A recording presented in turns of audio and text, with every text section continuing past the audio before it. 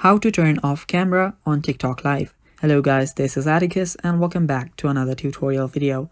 In today's video, I'll teach you guys how you can turn off your camera on your TikTok Live.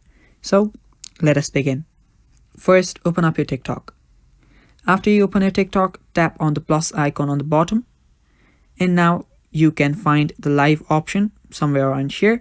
So after you tap on the live option and you are on the live, there is no option to turn off your camera. Now, if you don't have the option to turn off the camera, all you can do is, rotate your screen and make sure that your camera is blocked. Now you can rotate your screen by tapping on this icon on the top right.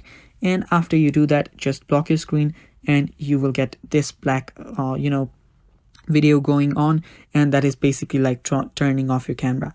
So that is how you turn off camera on TikTok Live, guys. Thanks for watching. Stay tuned for more upcoming tutorial videos. Bye bye.